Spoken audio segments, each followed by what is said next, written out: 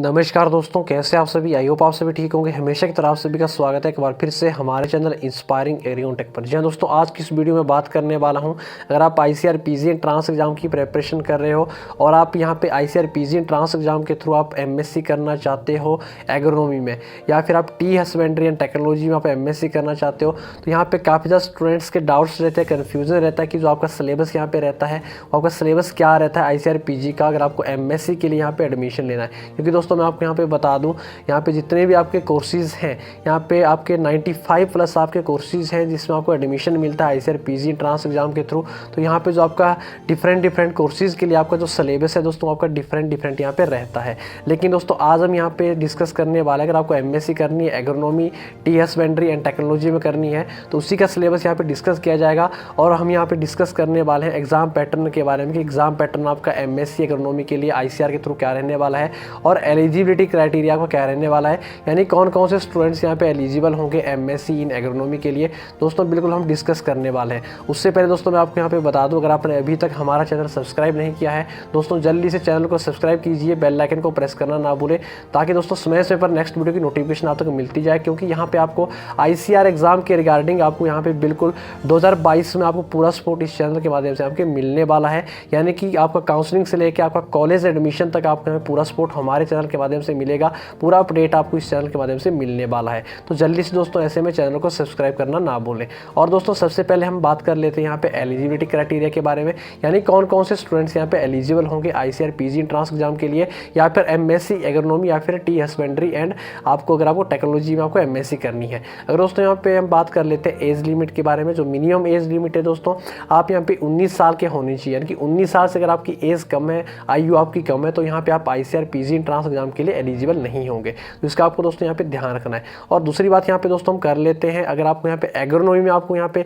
MSc करनी है तो आपको दोस्तों यहाँ पे एग्रोनॉमी में जो आपके पास यहाँ पे क्वालिफिकेशन होनी चाहिए, तो वो दोस्तों आपके पास यूजी डिग्री यानी कि अंडर ग्रेजुएट आप होनी चाहिए बीएससी एग्रीकल्चर में, या फिर बीएससी ऑनर्स एग्रीकल्चर में आप अंडर ग्रेजुएट होनी चाहिए, तभी आप यहाँ पे एग्रोनॉमी में आप यहाँ पे एलिजिबल होंगे, अदरवाइज आप एलिजिबल नहीं होंगे। वही हम बात कर लेते हैं, अगर आपको यहाँ पे टी हस्बेंड्री एंड टेक्नोलॉजी में अगर आपको एडमिशन लेना है दोस्तों, मैं आपको यहाँ पे बता दूँ, यहाँ पे जो आपका जितने आपके 95 प्लस, जैसे मैंने बात की 95 प्लस आपके कोर्सेज रहते हैं आईसीआर पीजी एंट्रांस एग्जाम में, जिसके थ्रू आपको एडमिशन मिलता है आईसीआर के थ्रू। तो इसमें दोस्तों हम यहाँ पे बात कर लेते हैं जो आपके यहाँ पे एग्रोनॉमी है और टी हस्बेंड्री एंड टेक्नोलॉजी है। अगर आपको इन दोनों कोर्सेज में आपको एडमिशन लेना है दोस्तों, आप यहाँ पे जो इस टाइम पे एग्जाम में जो एप्लीकेशन फॉर्म यहाँ पे फिलअप होंगे तो उस टाइम पे आपको एग्रोनॉमी सब्जेक्ट के साथ आपको यहाँ पे एग्जाम देना पड़ेगा, चाहे फिर आप टी हस्बेंड्री के लिए अप्लाई कर रहे हो या फिर एग्रोनॉमी के लिए अप्लाई कर रहे हो।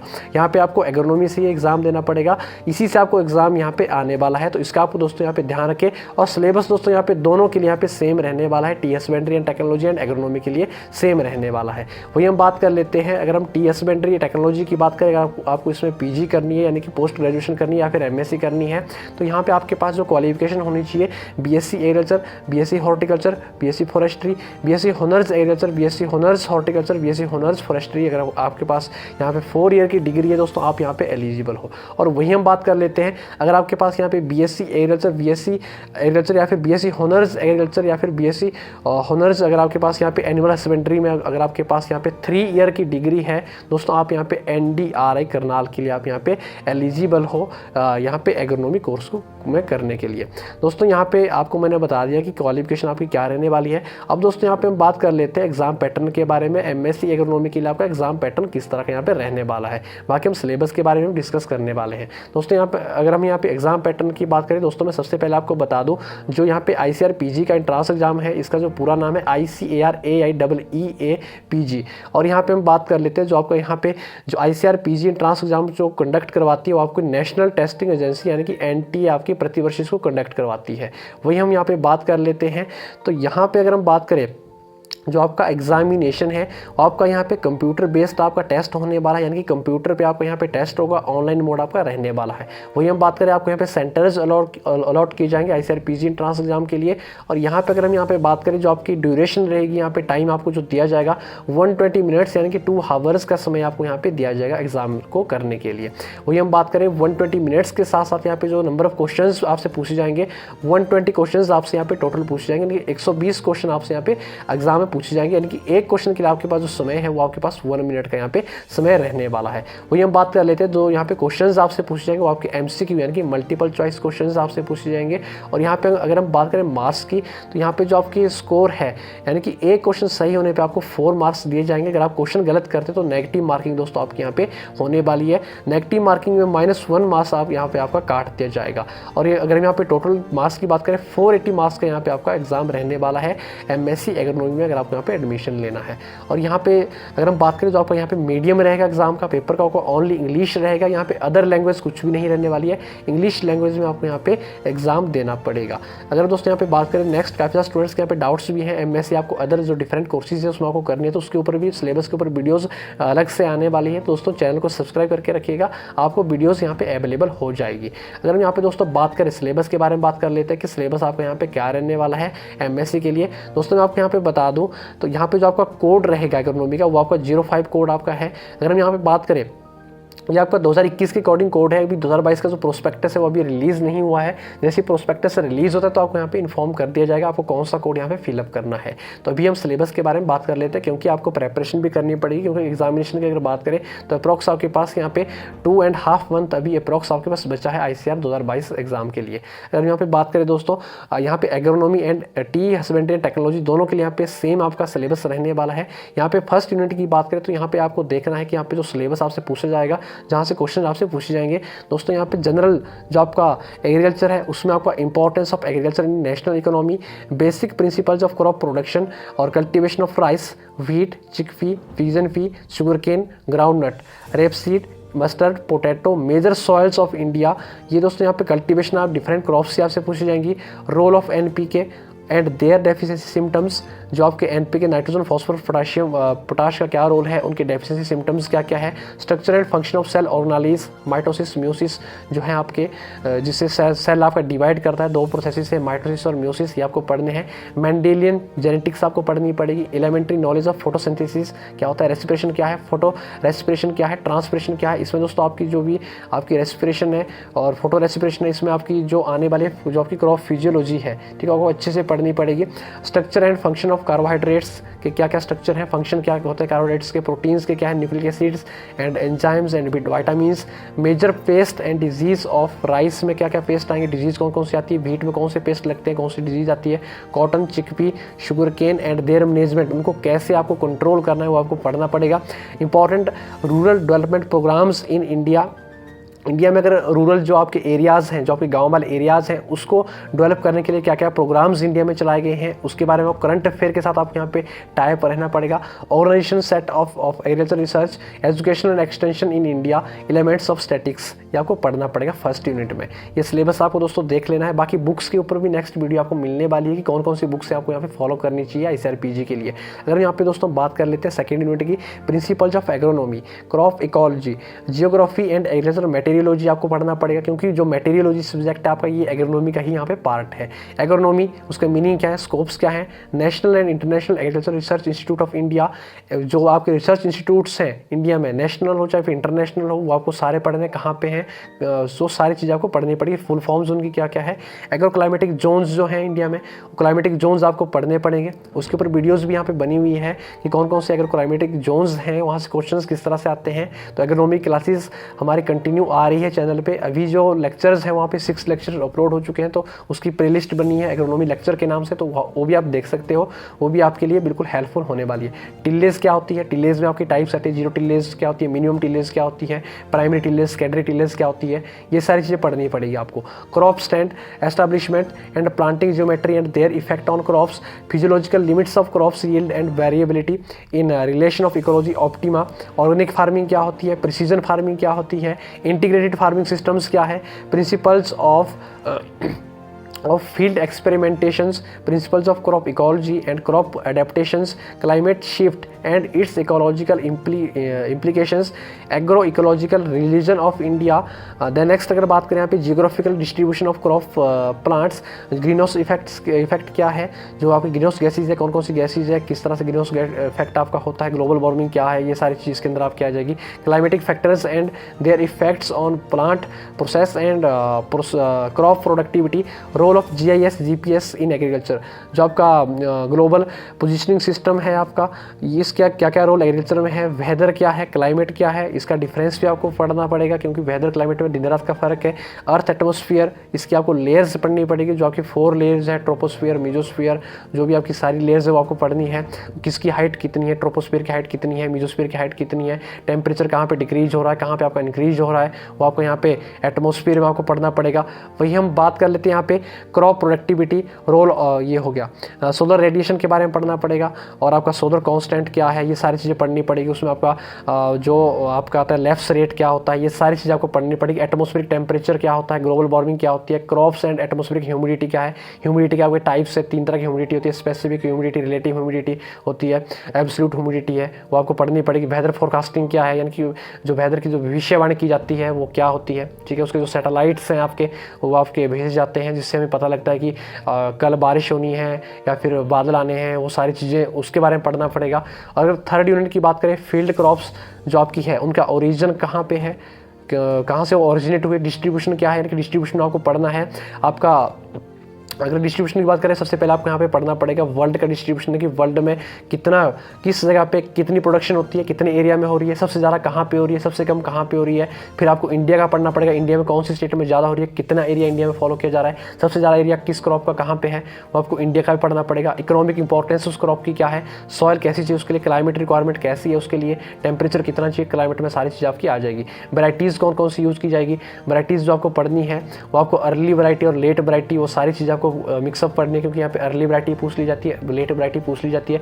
कल्चरल प्रैक्टिसेस आपकी कौन कौन सी उसमें करते हैं, यील्ड आपकी कितनी आती है, यानी कि 1 हेक्टेयर पे कितनी आपकी यील्ड निकलेगी। अगर हम बात करें यहाँ पे, सबसे पहले हम सीरियल्स क्रॉप्स के बारे में बताना चाहेंगे। आपको राइस पढ़ना पड़ेगा, व्हीट पढ़ना पड़ेगा, ये सारी चीज़ आपकी इसकी पढ़नी पड़ेगी। ओरिजिन, डिस्ट्रीब्यूशन, इकोनॉमिक इंपॉर्टेंस, जो भी क्रॉप्स में बताने वाला हूँ इसको आपको ध्यान से यहाँ पे सुन लेना है। मेज हो गया, स्वर्गम हो गया, पर्ल मिलेट हो गया, माइनर मिलेट्स हो गया, बार्ले हो गया।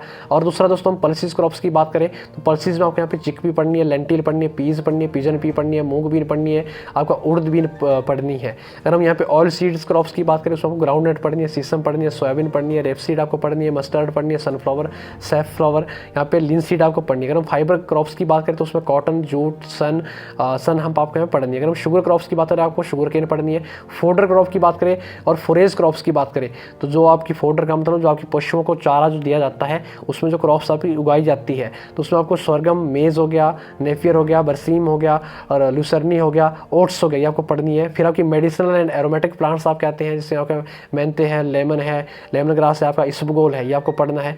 फिर आपकी जो कमर्शियल आपकी क्रॉप्स है, जैसे पोटैटो है, आपका टोबैको है, ये आपको पढ़नी है। इसका आपको सारी चीज़ें पढ़नी है, ओरिजिन पढ़ना, डिस्ट्रीब्यूशन पढ़ना, economic importance, soil, climate, varieties, culture practices और यील्ड कितनी निकलती है, ये सारी चीज़ें आपको इसकी पढ़नी पड़ेगी। वही हम 4th यूनिट की बात करें दोस्तों, 4th यूनिट में आपको यहाँ पे बीड मैनेजमेंट के बारे में पढ़ना पड़ेगा।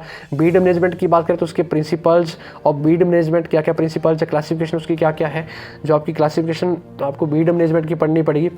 और biology and ecology of weeds, of crop Beed, competition and allelopathy के बारे में पढ़ना पड़ेगा। Concept of methods of Beed control, integrated Beed management, इसके बारे में आपको पढ़ना पड़ेगा। ये आपका यहाँ पे सिलेबस है।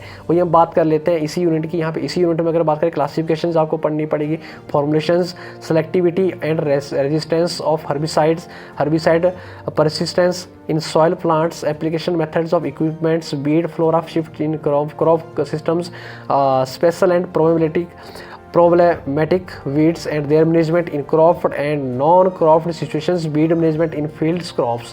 अगर हम यहाँ पे बात करें 5th यूनिट में आपको वाटर मैनेजमेंट के बारे में पढ़ना है, उसके प्रिंसिपल्स ऑफ इरिगेशन के क्या क्या होते हैं, water resources of irrigation development in India, क्या क्या वाटर रिसोर्सेज हैं, ठीक है, वाटर एंड इरिगेशन रिक्वायरमेंट्स आपकी इंडिया में कितनी है, concepts and approaches of irrigation scheduling, methods of irrigation के कौन कौन से मेथड्स आपके, फ्लड इरिगेशन है आपका, स्प्रिंकलर है आपका, ड्रिप इरिगेशन है आपका, ठीक है, और ये सारे मेथड्स आपके हैं। ड्रिप इरिगेशन के आपके यहाँ पे क्वेश्चंस राइज होते हैं काफ़ी ज़्यादा। Measurement of irrigation water, drip irrigation की बात करें तो यहाँ पे आपसे पूछा जाता है कि कौन सी जो कंट्री है सबसे पहले ड्रिप इरिगेशन जहाँ पे की गई थी, तो वो आपकी इजिप्ट कंट्री है। इस तरह से आपको पढ़ना पड़ेगा। आप application, distribution of and use efficiencies, conjugative use of water, irrigation water quality and its management, water management in major fields crops. अगर वाटर मैनेजमेंट की बात करें, राइस में आपको कैसे वाटर को मैनेज करना है, व्हीट में कैसे करना है, मेज में कैसे करना है, ग्राउंडनट में कैसे करना है, शुगर केन में कैसे करना है, है, या फिर एग्रीकल्चर ड्राइनेज आपका क्या होता है वो भी आपको वहाँ पे पढ़ना पड़ेगा। वही हम 6th यूनिट की बात करें तो सॉयल फर्टिलिटी एंड फर्टिलाइजर यूज़, जो आपकी सॉयल फर्टिलिटी उसके बारे में पढ़ना पड़ेगा, सॉयल के बारे में पढ़ना पड़ेगा, ठीक है। उसमें फर्टिलाइजर यूज़ आपका किस तरह से होता है, essential plant nutrients and their deficiency symptoms क्या क्या होते हैं, सारे जो प्लांट न्यूट्रिएंट्स है आपके 16 आपके एसेंशियल प्लांट न्यूट्रिएंट्स है, इसमें आपका NP आपके माइक्रो न्यूट्रिएंट्स है, फिर आपका कार्बन हाइड्रोजन ऑक्सीजन हो गया, आपका जितने भी आपके हैं मैक्रो एंड माइक्रो न्यूट्रिएंट्स वो आपके सारे पढ़ने हैं। और concept of essentiality of plant nutrients, indicators of soil fertility and productivity, fertilizer materials and their availability to plants, slow release fertilizer क्या होते हैं, नाइट्रिफिकेशन इनहिबिटर्स क्या है, principles and methods of fertilizer application क्या होते हैं, इंटीग्रेटेड न्यूट्रिएंट मैनेजमेंट क्या है जिसको हम INM शॉर्टकट में बोला जाता है, साइट स्पेसिफिक न्यूट्रिएंट मैनेजमेंट क्या होता है, ये भी आपको यहाँ पे पढ़ना पड़ेगा। अगर हम बात करें यहाँ पे नेक्स्ट यूनिट की, जो आपकी यहाँ पे 7th यूनिट है, ड्राईलैंड एग्रोनॉमी के बारे में पढ़ना पड़ेगा। इसमें आपका ड्राईलैंड फार्मिंग वगैरह सारी चीज़ें आपकी आ जाएगी, ड्राईलैंड एग्रीकल्चर आ जाएगा, रेनफेड फार्मिंग आपकी आ जाएगी, उसमें डिफरेंस क्या क्या है वो आपको पढ़ना पड़ता है, क्योंकि यहाँ से क्वेश्चन पूछे जाते हैं कि ड्राईलैंड जो फार्मिंग है वहाँ पे जो आपकी एनुअल रेनफॉल है वो आपकी कितनी होती है, रेनफेड में कितनी आपकी एनुअल रेनफॉल होती है, कैरेक्टरिस्टिक्स ऑफ ड्राईलैंड फार्मिंग हो गया, यहाँ पे डेलिनेशंस ऑफ ड्राईलैंड ट्रैक्स हो गया, constraints of dryland farming in India क्या क्या है, यानी कि इसमें आप जो कंस्ट्रेंट्स की बात करें इसमें आपके ग्रोइंग सीजन क्या क्या है उसका, और उसमें अगर हम बात करें आपका मॉइस्चर कितना आपका रहेगा ड्राईलैंड फार्मिंग और फार्मिंग ऑफ इंडिया, ठीक है। टाइप्स ऑफ ड्रॉट कितने टाइप्स हैं एंड देयर मैनेजमेंट कैसे उसको मैनेज किया जाएगा, यहाँ पे contingency, crop planning and mid seasons corrections and aberrant weather and its recycling और वाटरशेड मैनेजमेंट, ये आपको पढ़ना पड़ेगा। वहीं हम बात करते हैं प्रॉब्लम सॉइल में क्या क्या प्रॉब्लम्स आती हैं, problem soil and their distribution in India, characteristics of reclamation of these soils